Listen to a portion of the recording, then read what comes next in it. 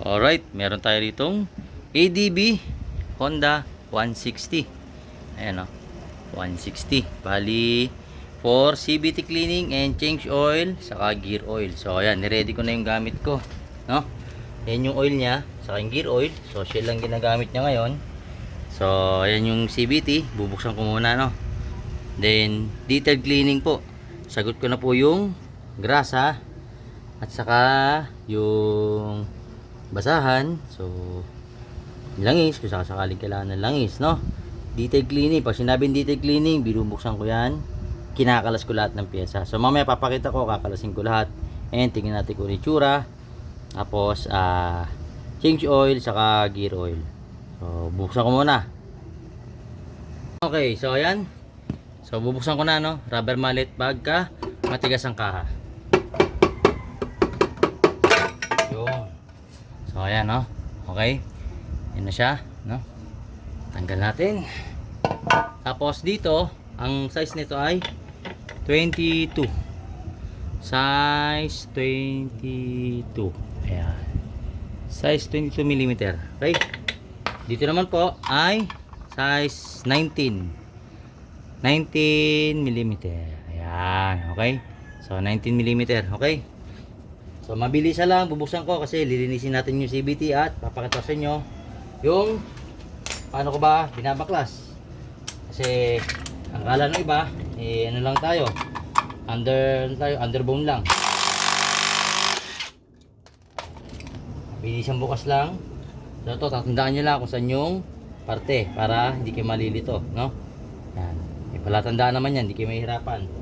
Next, tanggalin nyo na to yung kanyang bell. Ayun, oh, dami, oh, pulbos, oh. Diba? Ayan, oh. Dami. Oh, ayan. Next, to yung kanyang ano. Ayan, to yung kanyang pulley. Pulley set. Okay. So ayan, okay pa naman. Medyo may hook na. Sabi ko nga sa kanya, palitan na susunod kasi ayan, oh, hindi naman nasasagad masyado yung kanyang motorsiklo. Okay, kalasa tayo. Ayan, yung belt, huwag nyo kakalimutan, ha, may arrow yan. Meron niyang palatandaan paano kinakabit. So dapat is nababasa nyo yung label. Yan, bago nyo ikabit. Ganyan po, ha. Alright. Next, to dali natin to. Yan. So ito naman yung kanyang ayan, yung kanyang drive base saka yung bola. Ayun. Yan, marumi na. Okay. So talagang na, ayan, oh. Puro ulikabok. Ayan. Pero okay pa naman yung bola. Tapos yun, nagpalit na yata siya ng slider piece. Sabi ko nga sa kanya, balik niya sa original. Kasi oh, maluwag, nalalaglag, nag-iingay.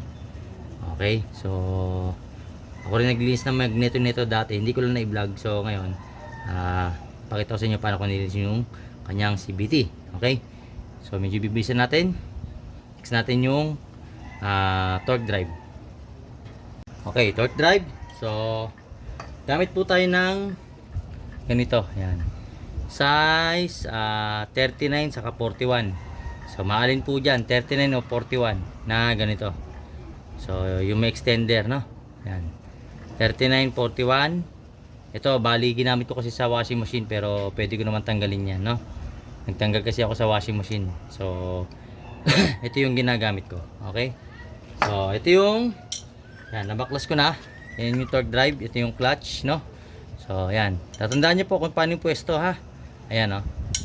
Ito yung facing down, ito naman yung facing up. Okay, next yung dito naman tayo. Ayan, kakalasin nyo tong kanyang spring, center spring. Tapos dito, ayan, tinakta ko lang, masyadong mapulbos. So yun, paano ba tanggalin to? Huwag nyo pong susungkitin, ikutin nyo lang po. Ayan, oh. Ayan, ikutin nyo lang to, gamit kayo ng basahan. Kung medyo mahihirapan kayo, yan, matatanggal po yan. Yun, oh, kinamay ko lang, oh. Ayan, tanggal na siya, diba?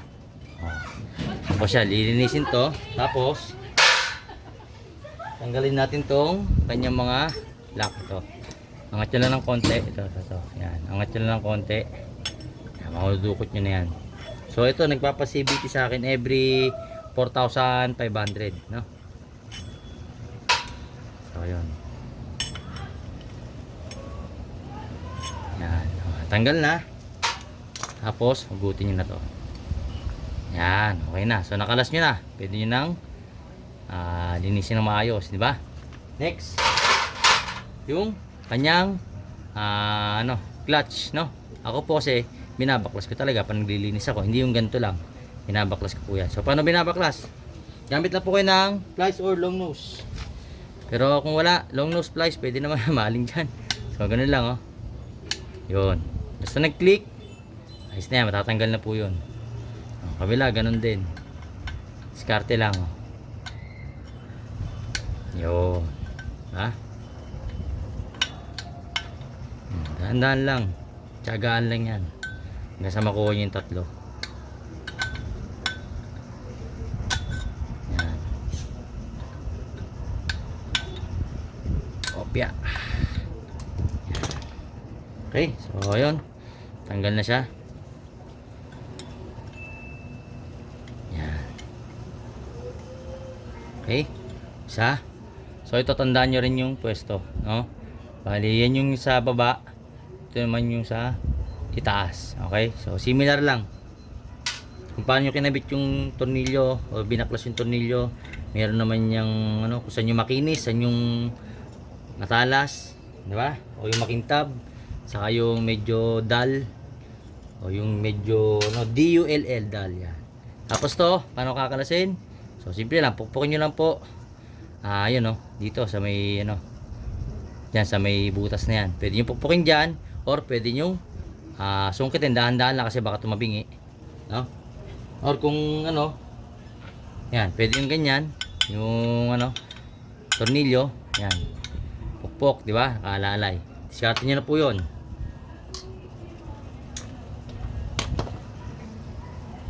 Okay, so kalasin ko lang. Okay, so yan. Kalas na natin, no? Yan. Tatanggal na, oh. Yan. Sungkitin nyo na lang po. Dahan-dahan.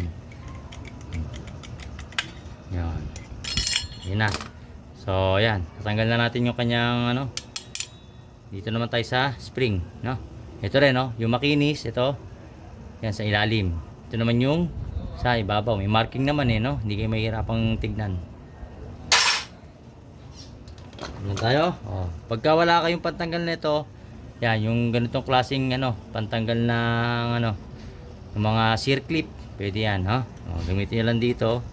Tapos, yan, pag ganun. O kaya kung wala, long nose. Yan, long nose lang, oh.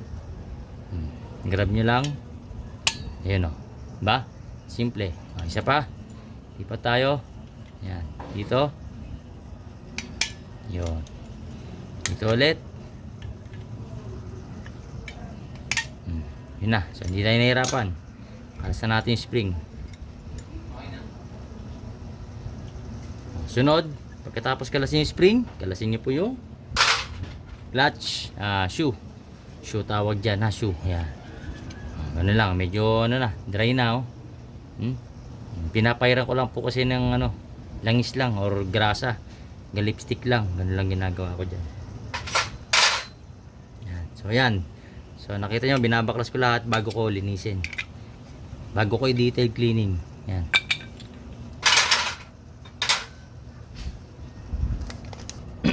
So yun, medyo mahaba, 5 minuto. Nakalasan natin yung takip. Tapos yan, linisin natin yan syempre. Yan yung mga dumi-dumi, mga dumi-dumi na yan. Yan. Yan, lahat yan, dito, yan. So, linisin natin yan. Tapos ito, lahat to, kalas, kalas yan, kalas. Yan. So, linis lahat yan. Okay, ganun ako mag-CVT cleaning. Pati yung bell, siyempre, linisin. At mamaya, papakita ko sa inyo yung after na lang. Kasi pinakita na paano ibaklas. So, alam niyo naman ako paano maglinis. Dini-detail cleaning ko yan. Hindi ko yan basta, basta lang, linis na, yung mabilisan. Yan, matagal po ako mag CVT cleaning. So, yun. Abangan nyo lang ito. So, pinakita ko lang kung paano ako maggawa sa mga automatic. So, ganyan po ako mag CVT cleaning, no? Binubuksan po natin. Alright, so abangan nyo lang, bubuksan ko. At iano ko, lilinisin ko. So, mamaya yung assembly naman. Alright. Okay, so, yan. Nalinis na natin lahat, no? Ayan. Sensya na, hindi ko na napakita paano in-assemble kasi umuulan, malakas ang ulan. So, ayan. Malinis na lahat yan. I-assemble ko na. Pati ito, no? Yung kanyang pulley. Yan, ready na. Pati yung kanyang CVT, yan, no? Pati yung umuulan, no? Malakas po kasi yung ulan. So, ayan, natapos ko na. Pupunasan ko na lang yung natapos sa ikakabit ko na. Alright, so pasensya na po. Mabilisan na lang po kasi, yan, no? Basa na rin yung mga tools ko. Yan, so, pinakita ko lang na natapos ko na yung motorsiklo. Yung ADB, kahit inabot kami ng gabi, at yun nga, kasi may bagyo pa yata. May hirit pa yung bagyo, eh.